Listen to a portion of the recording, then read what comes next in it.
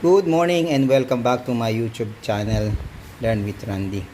So today we have here the door that needs to install the door handle.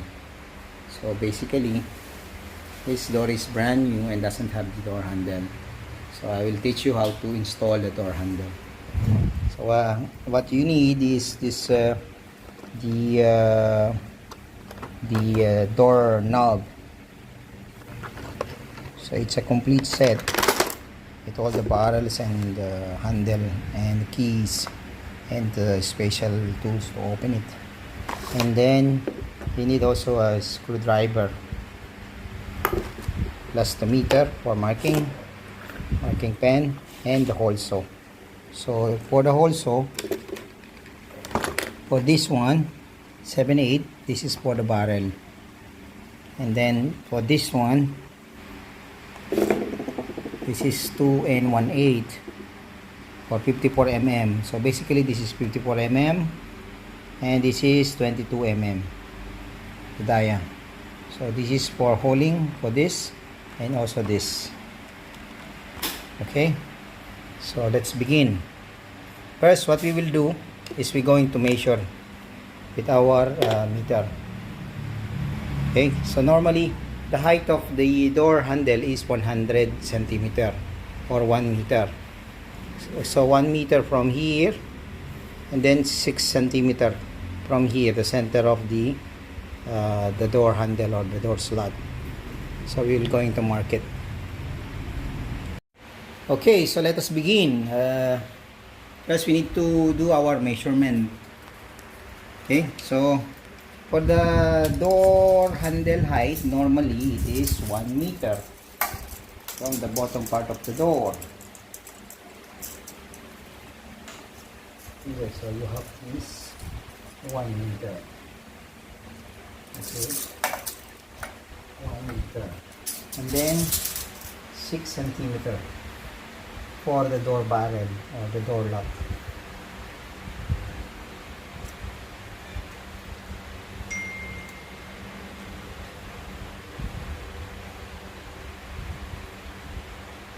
Okay.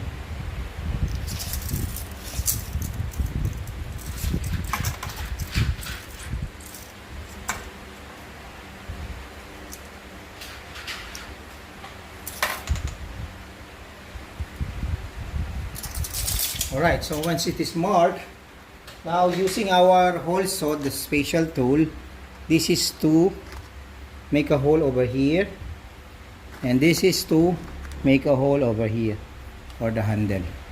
Okay, so we already completed the holing for the door mounting handle, the door knob. Now it's time to make the hole for the barrel. So 100 height, and then from the center of this 6 centimeter. Okay, so 6 centimeter.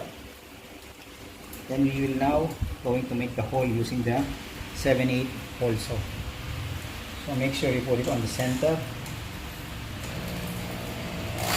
and start the holing process.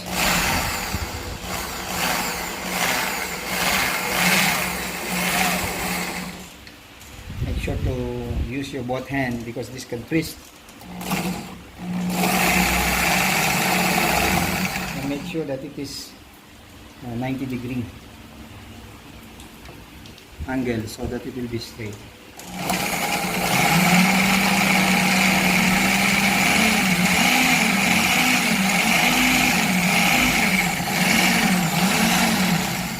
And you have to bore it slowly. Okay.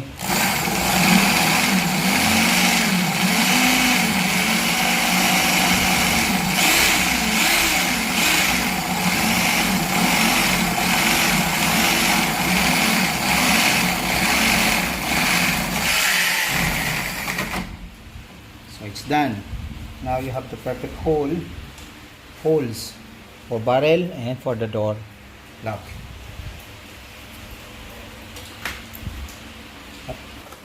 Okay, so now we will going to open our keyed entry Easyman door lock.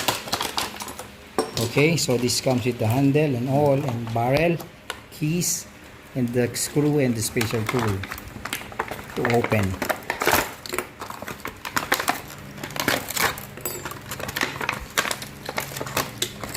So first check whether the key combination is correct. Okay, close this and open. Yes. Check the other one also. Close this and open. Yes. This one as well.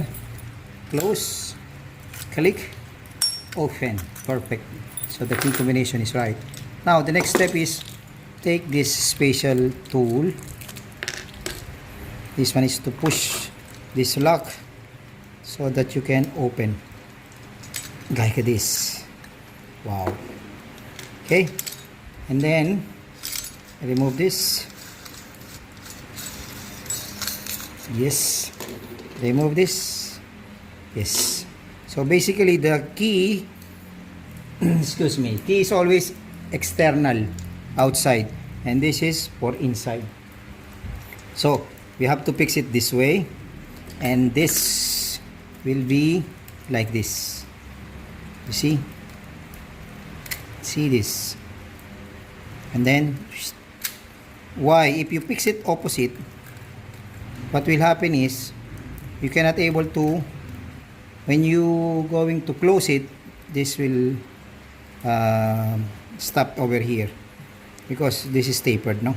So basically it should be like this, the tapered side, so that it will slide in and lock. Okay.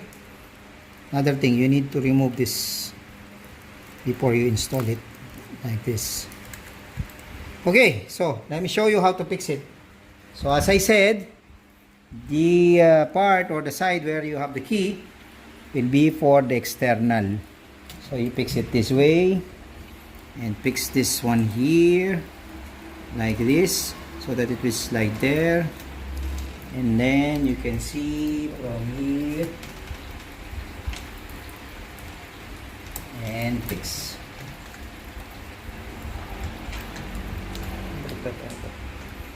So here, see, this is the position.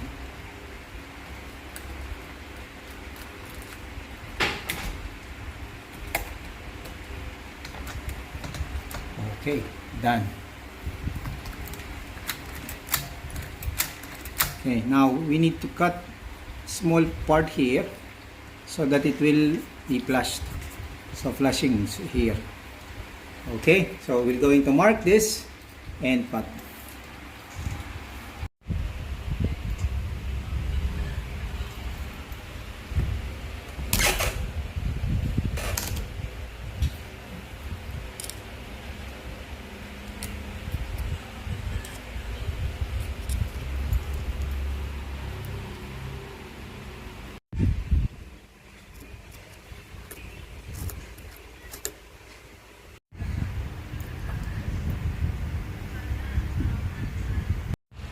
Okay, so we cut the groove here, big enough to accommodate or to fix this the stopper. Okay, so it should be flashing like this, so that it will not hurdle the closing of the door barrel. And we're gonna screw it now.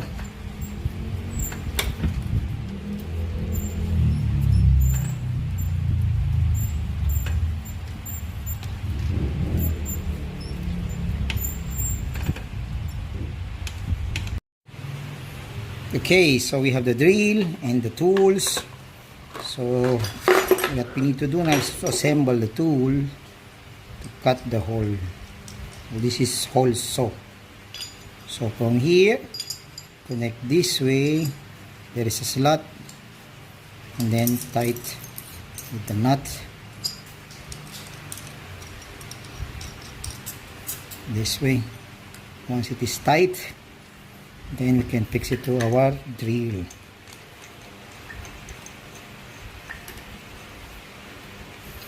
Basically my drill, the selector for hammer and normal drill is not functioning properly, so forgive for this noise, vibration noise, or the hammering, chuck hammering noise. Okay, so we mark 100 centimeter or 1 meter from the lower part of the door, and 6 centimeter here. This will be the center of your holing. So we already marked. So this is the position, and then starts to make the hole.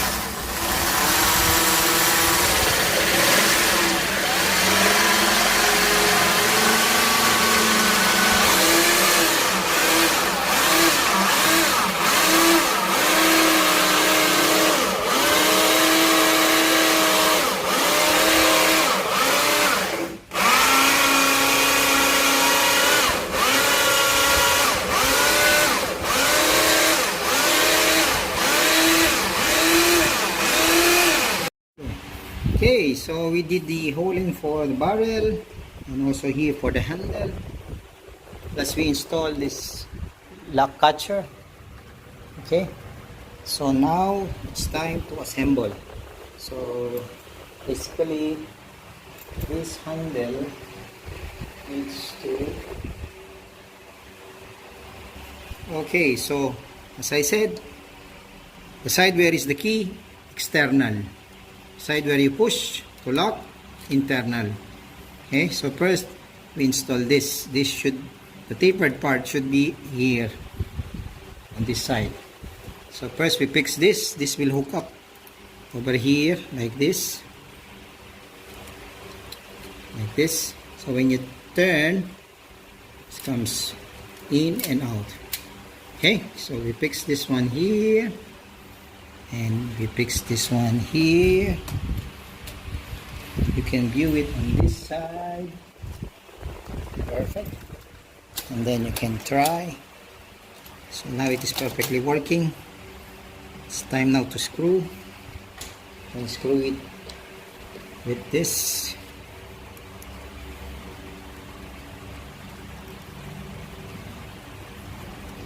And the lower part. So this is DIY, you can do it by yourself.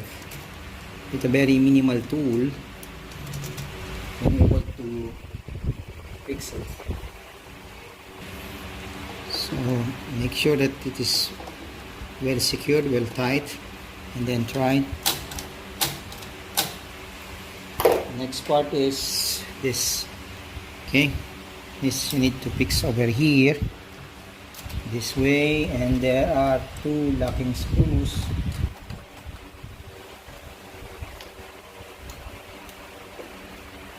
Take note, this deep part inside, this protrude part outside, and there are 2 holes here to screw it.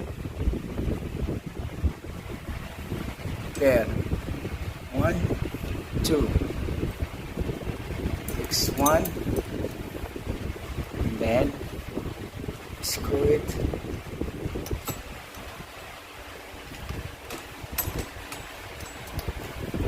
And fix the other one as well.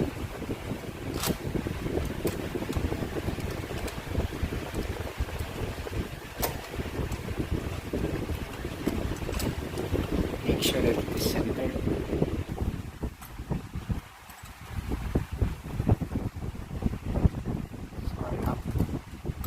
Tight it, not so very tight. It should be secured enough that the string doesn't move. Because if you over tight it, this breaks. I mean, this becomes bend.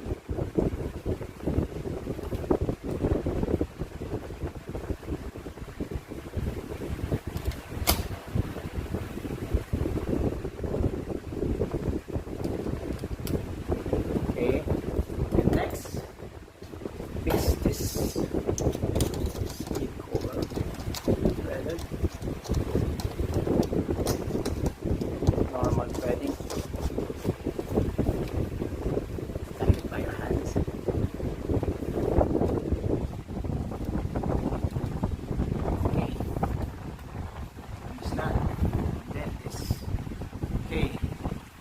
notice this, there is a guide here and there is a groove here.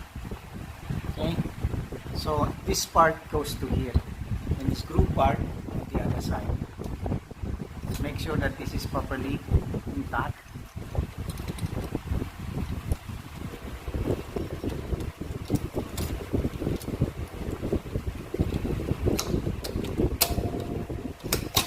Okay, so let us try now. Wow, perfect. See? And close, open. So if I close, if I locked here, cannot open. You need to use a key to open it. Yeah? Lock, open. Lock, cannot open. Can open from inside. Okay, so if you like the video, please like and subscribe. DIY, how to install the door lock by yourself. You don't have to spend dollars or $100, $200 to call and wait for the carpenter to fix your door lock or door handle or doorknob. Just simply do it yourself. Just follow my instruction. Again, God bless everyone and thank you for watching. Please like and subscribe. Bye for now.